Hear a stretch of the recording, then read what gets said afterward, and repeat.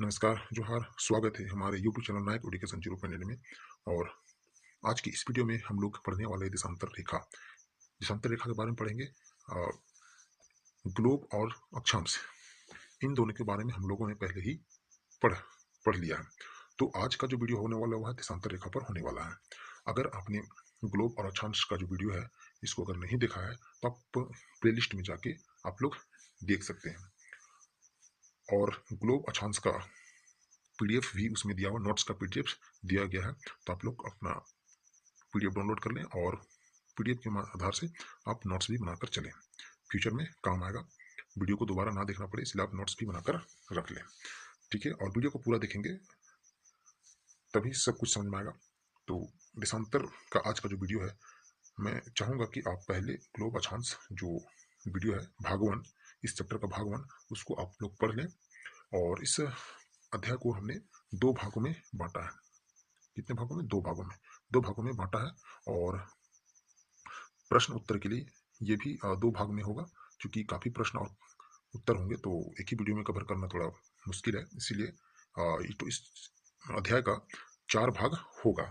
अभी ये दूसरा भाग है और तीसरा भाग क्वेश्चन आंसर का होने वाला है। तो थोड़ा सा देख लेते हैं देशांतर में हम लोग क्या क्या पढ़ने वाले हैं। पहला चीज देशांतर क्या है, देशांतर क्या इसके बारे में पढ़ेंगे।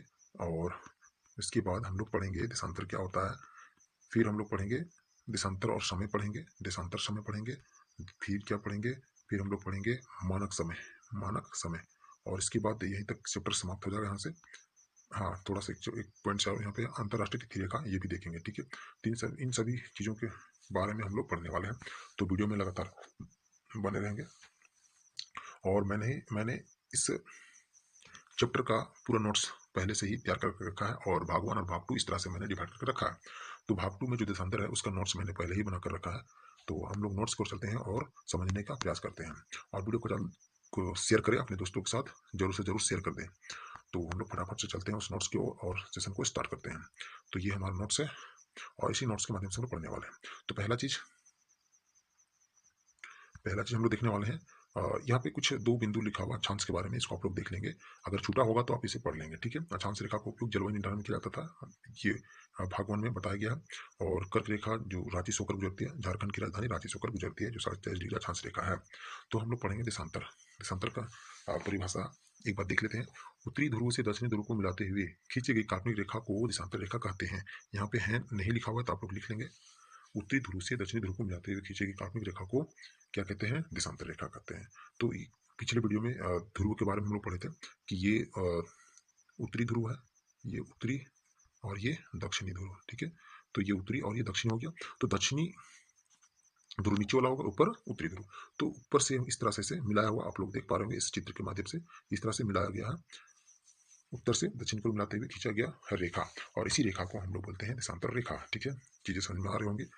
तो चलते हैं आगे और इससे रिलेटेड और भी जो मुख्य मुख्य बिंदु हैं उसके बारे में हम लोग देखते हैं। देशांतर रेखा का उपयोग देखिए, देशांतर रेखा आखिर क्यों जरूरत पड़ा, क्यों आवश्यकता पड़ा हमें? ये काल्पनिक रेखा जो है पृथ्वी पर खींची गई है, इसका आवश्यकता क्यों पड़ा? क्योंकि अलग अलग क्षेत्र में, अलग अलग क्षेत्रों में, अलग अलग स्थानों का समय को जानने के लिए ये रेखा का प्रयोग किया जाता है, ठीक है। और इस रेखा का प्रयोग क्या है? तो विभिन्न स्थानों का जो समय होता है उसको पता लगाने के लिए उपयोग किया जाता है, ठीक है। हम लोग देशांतर रेखा के माध्यम से किसी भी स्थान का समय को पता कर सकते हैं, ठीक है। आगे चलते हैं। ब्रिटेन के ग्रीनविच स्थान जहाँ राजकीय वेधशाला है, वहां से प्रमुख यामोत्तर, जिसको हम लोग जीरो डिग्री देशांतर रेखा कहते हैं, वह गुजरता है। ऐसा माने कि वहां से ही हम लोग लाइन को खींचना स्टार्ट किए हैं, ठीक है। तो ये इसको मिटाते हैं और समझते हैं थोड़ा सा। यहाँ पे जो लाइन आप लोग देख पा रहे होंगे, ये जो लाइन है ये 0 डिग्री देशांतर रेखा है। और यह 0 डिग्री देशांतर रेखा ब्रिटेन के ग्रीनविच स्थान जहाँ राजकीय वेधशाला है वहां से होकर गुजरता है, ठीक है। और यहाँ ऐसा माने कि यहाँ से ही हम लोग लाइन खींचना स्टार्ट किए हैं। इसके पूर्व 180 और इसके पश्चिम 180 रेखा खींचा गया है। चलते हैं आगे। इस रेखा को हम लोग क्या कहते हैं? इस देशांतर रेखा को हम लोग 0 डिग्री देशांतर रेखा भी कहते हैं, या प्रमुख याम्योत्तर भी कहते हैं, ठीक है। आगे चलते हैं। यहाँ पे 0 डिग्री देशांतर से पूर्व की ओर, 0 डिग्री देशांतर के पूर्व की ओर और पश्चिम की ओर 180 पूर्व की ओर और 180 पश्चिम की ओर। तो यहाँ पे पूर्व कौन है? तो ये पूर्व है, ये पूर्व है और ये पश्चिम है, ठीक है। तो इसके इस पृथ्वी के पूर्वी भाग पर 180 देशांतर रेखा है और पश्चिमी पर 180, यानी 180 और 180 दोनों मिलाकर 360, यानी पृथ्वी पर कुल देशांतर रेखाओं की संख्या 360 होता है। ठीक है, पश्चिम की ओर 180 और पूर्व की ओर 180 रेखाएं खींची गई है। काल्पनिक, यहाँ समझने वाली बात है कि पृथ्वी पर कोई रेखा खींची नहीं गई है, ये सभी काल्पनिक है। ठीक है, आगे चलते हैं। देशांतर रेखा को उत्तर से दक्षिण को खींचाती है, ये हम लोगों ने पहले ही परिभाषा में ही देख लिया हम लोग। तो आगे चलते हैं। प्रमुख यमोत्तर, प्रमुख यमोत्तर 0 डिग्री और 180 डिग्री। प्रमुख यमोत्तर 0 डिग्री और 180 डिग्री, ये दोनों मिलते हैं तो पृथ्वी को दो बराबर भागों में बांटते हैं। जैसे कि यहाँ पे एक फिगर पहले से मैंने बनाकर रखा है। यहाँ पे ये फिगर, यहाँ पे ये जो इस तरह से रेखा खींचा हुआ है, ये 0 डिग्री मान लेते हैं इसको, 0 डिग्री। और ये जो रेखा है यह 180 डिग्री है। कितना है? 180 डिग्री।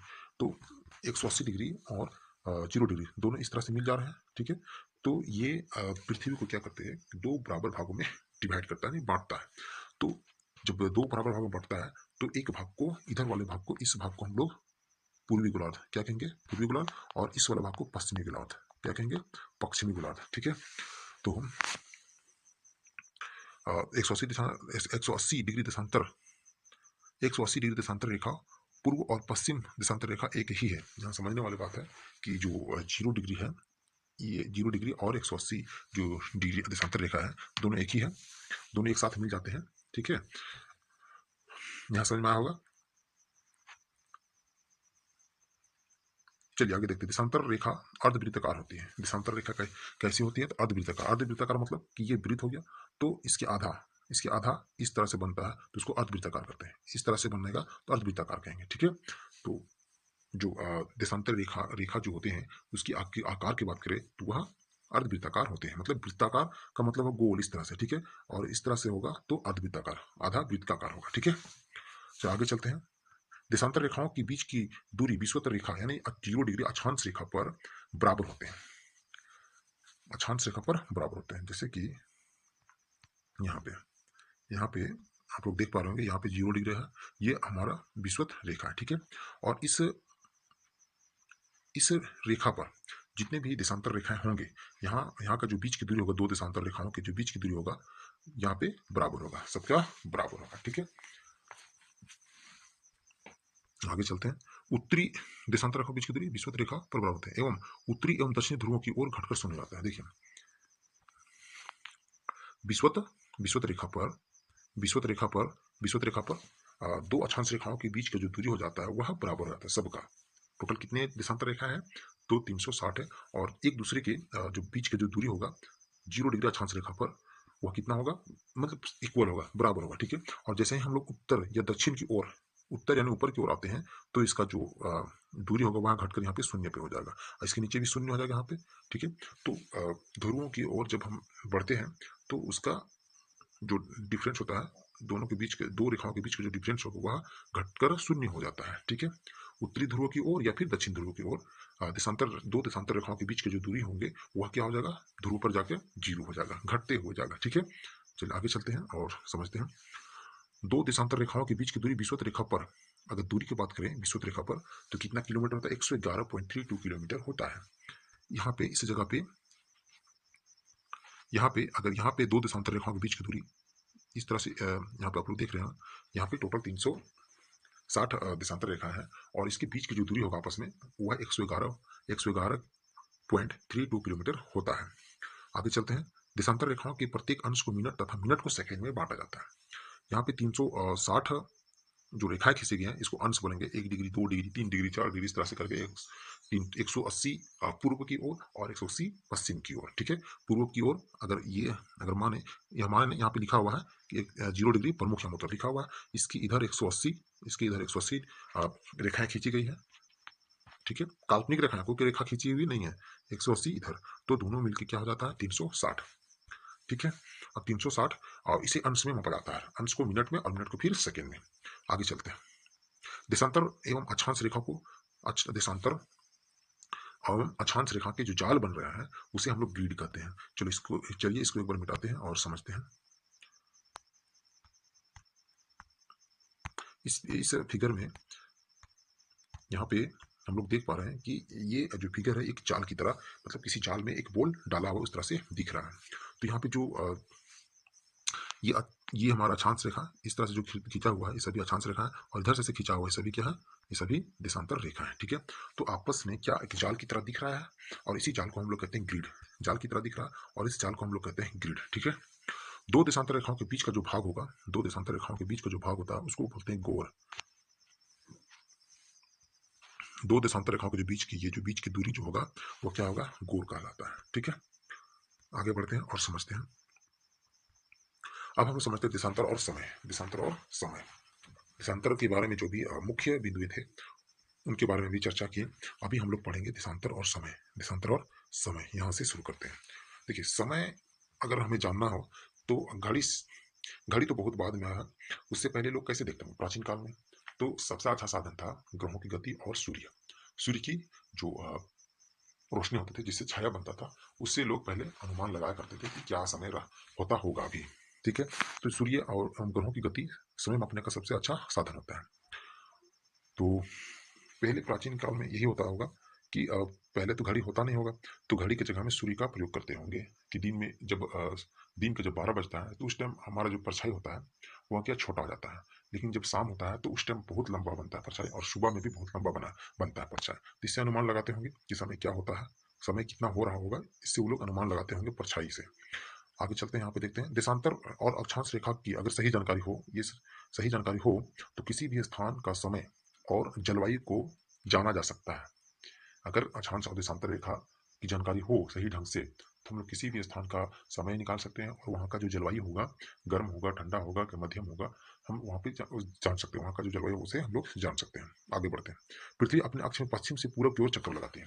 पृथ्वी क्या कर रही है, अपने अक्ष में, अपने अक्ष में क्या कर रही है, चक्कर लगा रहा है। अपने अक्ष में मतलब कि ये हमारी पृथ्वी है।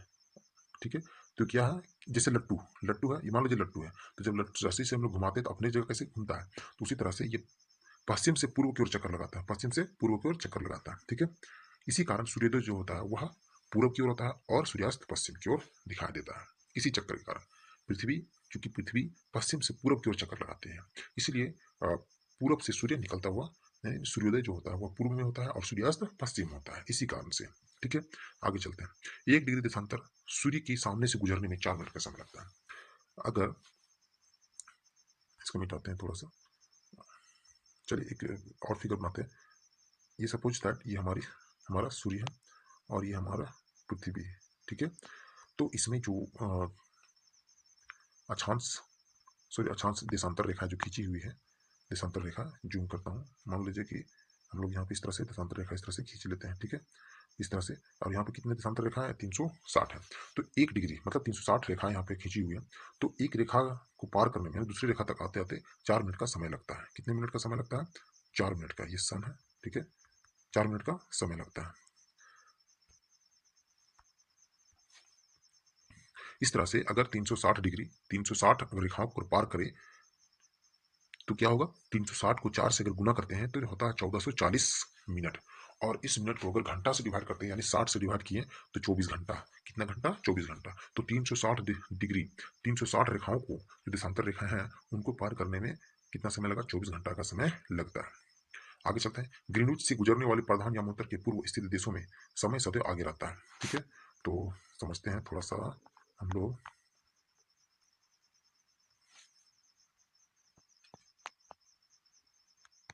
चलिए यहाँ देखते हैं, इस फिगर में हम लोग समझते हैं। ये हमारा, ये जो डॉट डॉट दिख रहा था यहाँ पे हमारा क्या है, प्रमुख यामोत्तर है, प्रधान यामोत्तर। ठीक है, और यहाँ से क्या होता है, प्रधान यामोत्तर रेखा जो है वह ग्रीनविच, ब्रिटेन के ग्रीनविच से, जहाँ पे राजकीय वेधशाला है वहाँ से होकर गुजर रहा है। तो यहाँ से पूर्व में जो देश होंगे, पूर्व में जो भी देश होंगे, इधर इधर क्या होगा, इधर समय आगे चलेगा। ठीक है, और इधर पीछे, सदैव पीछे रहेगा, और इधर का जो समय होगा वो हमेशा आगे चलता रहेगा। सपोज दैट अगर यहाँ पे हमारा भारत है, यहाँ हमारा भारत देश है, और भारत देश ग्रीनविच के समय से 5.5 घंटा, 5 घंटा 30 मिनट आगे है। ठीक है, यानी 5.5 घंटा इस स्थान से, यानी ग्रीनविच से आगे है। अगर मान लिया जाए इस यहाँ पे 5:30 बज रहा है, सुबह का 5:30, तो यहाँ पे क्या होगा, यहाँ पे 1 बज रहा होगा रात, है ना? 12 बजे 12 ही होगा ना? अगर घटाएँगे 5.5 घंटा माइनस कर लेंगे तो 12 बजे बज रहा होगा इस टाइम। अगर यहाँ पे 5:30 बजे सुबह हो रहा है भारत में, तो यहाँ पे 12 बज रहा होगा, ठीक है? तो जो ग्रीनविच है, ग्रीनविच से भारत का जो समय है वह 5.5 घंटा आगे है, ठीक है?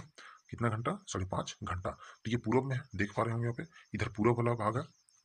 इस इस रेखा जो प्रधान यमोत्तर है, इसके इधर पूरब, इसके इधर पूर्व पूर्व और इधर पश्चिम, इधर पश्चिम। तो इधर कितने टोटल देशांतर रेखा है? 180 और इधर भी 180, ठीक है? तो 180 इधर और 180 कुल मिला के 360 होता है। इधर का जो समय होगा वह हमेशा आगे होगा, इधर का समय आगे, इधर का समय पीछे, ठीक है? चलते हैं आगे। अब हम लोग देखते हैं मानक समय। ये खत्म हो गया, मानक समय हम लोग समझेंगे मानक समय क्या होगा। तो किसी भी देश का एक देशांतर रेखा जो उस देश को बीचों बीच गुजरता है, उस देश के बीचों बीच गुजरता है, जिसको हम लोग मानक समय रेखा कहते हैं। तो सभी देशों का अपना अपना मानक समय रेखा है।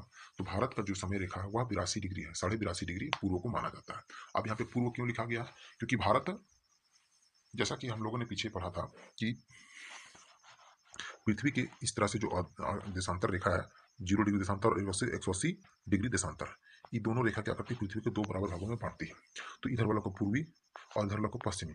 तो इधर जितने भी रेखाएं होंगे, देशांतर रेखा, उसको पूर्व से जब भी हम अंश लिखेंगे, जैसे 82.5 डिग्री अंश लिखा हुआ है, तो इसको पूर्व लिख बताना होगा, ठीक है? क्योंकि अगर 82.5 डिग्री लिखेंगे तो 82.5 डिग्री पश्चिम में भी है, जिससे ये पता नहीं लगेगा कि ये पूर्व में है कि पश्चिम में है। और हमारा जो भारत है वह पूर्व की ओर है, इसलिए पूर्व लिखा हुआ है। तो देश के मध्य भाग से गुजरने वाले, इसका एक बार परिभाषा देख लेते हैं। देश के मध्य भाग से गुजरने वाली देशांतर की स्थानीय समय को देश का मानक समय माना जाता है। यानी किसी भी देश जैसे कि हमारा देश भारत है, ठीक है? हमारा देश भारत है, ठीक है? और भारत भारत के बीचों बीच इस तरह से जो रेखा, देशांतर रेखा जो काल्पनिक है वह गुजरता है। तो हम लोग क्या करते हैं, इसी समय को पूरे देश में लेकर चलते हैं, मान के चलते हैं। क्योंकि एक देशांतर अगर मान लिया जाए, एक देशांतर को पार करने में 4 मिनट का समय लगता है। इस तरह से अगर 30 भारत में 30 देशांतर रेखा इस तरह से गुजरती है, तो समय तो सबका अलग अलग हो जाएगा, अलग अलग घड़ियां हो जाएगा, ठीक है? 30 30 अगर रेखाएं गुजरी, देशांतर रेखाएं, तो समय तो अलग अलग हो जाएगा। तो इसीलिए एक पूरे देश में एक ही समय को माना जाए, इसलिए हम लोग एक रेखा को जो देश के बीचों बीच गुजरता है उसे हम लोग मान के चलते हैं, जिसको मानक समय कहते हैं, ठीक है? आगे चलते हैं और समझते हैं।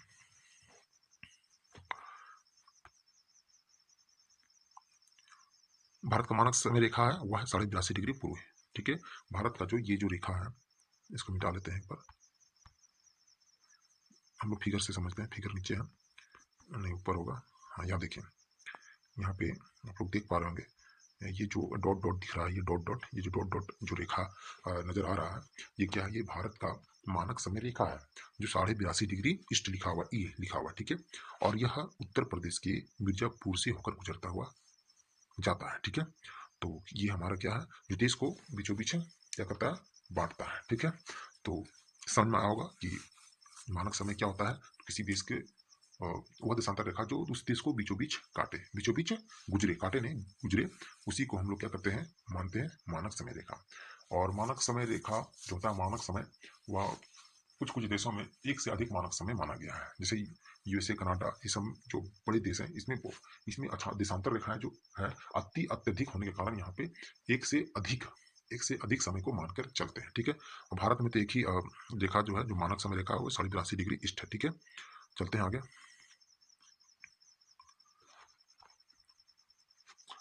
चलिए, ये तो कंप्लीट हो गया, आगे देखते हैं। उत्तर प्रदेश के मिर्जापुर से होकर गुजरती है, उत्तर प्रदेश के मिर्जापुर से होकर गुजरती है ये 82.5 डिग्री, जो 82.5 डिग्री है, 82.5 डिग्री देशांतर रेखा, वह क्या है?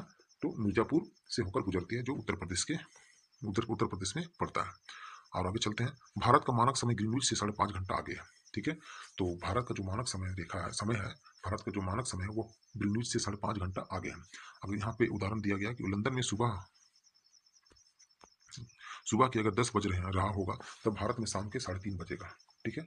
वहाँ पे सुबह हो रहा होगा, 10 बज रहा होगा सुबह का, तो यहाँ पे शाम होता होगा, शाम होता है, 3:30 बज रहा होगा उस टाइम, ठीक है? आगे चलते हैं और देखते हैं। अरुणाचल प्रदेश और गुजरात की अगर समय की बात करें, तो अरुणाचल प्रदेश और गुजरात की समय में पौने 2 घंटा का अंतर होता है, पौने 2 घंटा का अंतर होता है, ठीक है। पौने 2 घंटा मतलब कितना मिनट? 60 और 4 40, 105 मिनट। 105 मिनट को अगर भाग करें 4 से तो कितना होता है? 4 दूनी 8, 4 दूनी 8 बचा 2, 25, 4 छंगा 24 मतलब वही 26। एक देशांतर रेखा का जो समय होता है वह 4 मिनट का होता है, ठीक है। तो यहाँ पे अभी देखेंगे हम लोग कि कितने देशांतर रेखाएं भारत से गुजरती हैं, इसके बारे में देखेंगे अभी। तो आगे चलते हैं और देखते हैं।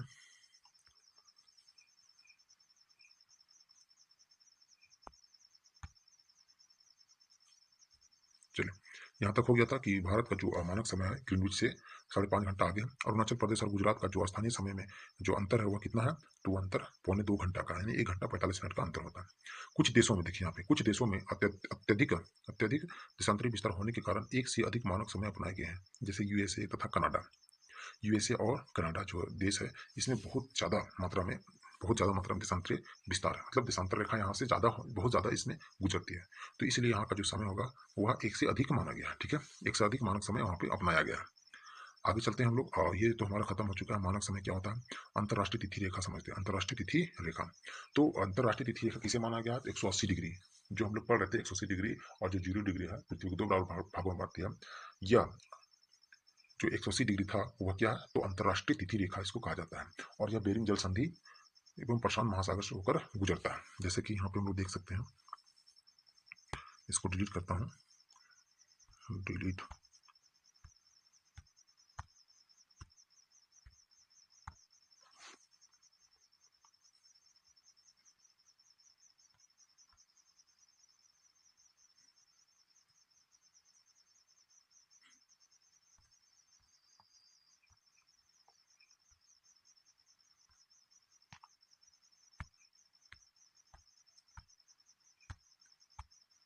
यहाँ पे आप लोग देख पा रहे होंगे, यहाँ पे इस जगह पे छोटा सा 180 लिखा हुआ है। और ये 180 जो है, ये 180 डिग्री जो है देशांतर रेखा, यहाँ पे ये जो 180 डिग्री देशांतर रेखा है, यह यह अंतर्राष्ट्रीय तिथि रेखा इसको कहा जाता है। अंतर्राष्ट्रीय तिथि रेखा 180 डिग्री देशांतर को कहते हैं। और यह बेरिंग जल संधि से और प्रशांत महासागर होते हुए गुजरता है, ठीक है। तो प्रशांत महासागर यहाँ देखते हैं कहाँ पे है। देखिए इस तरह का जो यहाँ पे फिगर देख रहे हैं, ये विश्व का मानचित्र है। और ये भाग अगर हम लोग देखें, ये भाग और ये भाग आपस में एक जगह जाके इस तरह से गोल से मिल जाता है, गोल से मिल जाता है, ठीक है। यहाँ तो हम लोग इस तरह से देख रहे हैं 2D में, ठीक है।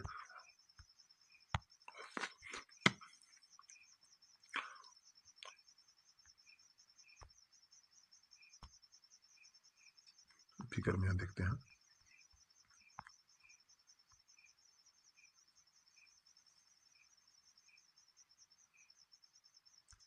चलिए यहाँ देख लेते हैं। यहाँ पे 180 है, यहाँ भी 180 है, ठीक है। ये क्या है? अगर इसको अगर हम लोग मोड़े गोल से तो ये दोनों आपस में मिल जाते हैं, ठीक है। तो यहाँ जो प्रशांत महासागर है और बेरिंग जल संधि जो है वह क्या है? तो वहां से ही होकर हमारा जो अंतर्राष्ट्रीय तिथि रेखा है 180 डिग्री वह होकर गुजरता है, ठीक है। इस रेखा को अगर इस रेखा से अगर हम पश्चिम से पूर्व पार करने करने पर क्या होगा? अगर इस रेखा से अगर 180 डिग्री जो देशांतर रेखा है, अंतर्राष्ट्रीय तिथि रेखा, इसे पूर्व पार करने पर अगर पूर्व की ओर पार करते हैं, जैसे कि इधर पूर्व की ओर पार करते हैं, तो एक दिन समय आगे बढ़ जाता है, ठीक है। एक दिन का समय आगे बढ़ जाता है, ठीक है। और अगर इधर पार करेंगे तो एक दिन का समय घट जाता है, ठीक है। चलिए, आज का वीडियो यहीं तक समाप्त होता है और आशा करते हैं समझ में आया होगा। और किसी तरह से कोई दिक्कत हो तो कमेंट में जरूर लिखें। और थोड़ा शुरुआती है, मैं यूट्यूब पर वीडियो में शुरू बना रहा हूँ। अब कुछ ही वीडियो में बना पाया था, तो अभी भी कुछ है, नर्वस फील होता है। और कोई गलती होता है तो आप उसे बताएं और मैं इसको सुधारने का प्रयास करूँगा। और हमें मोटिवेट करने के लिए लाइक करें वीडियो को और चैनल को भी सब्सक्राइब करें, ताकि और अच्छे से हम लोग मेहनत कर पाएँ। धन्यवाद।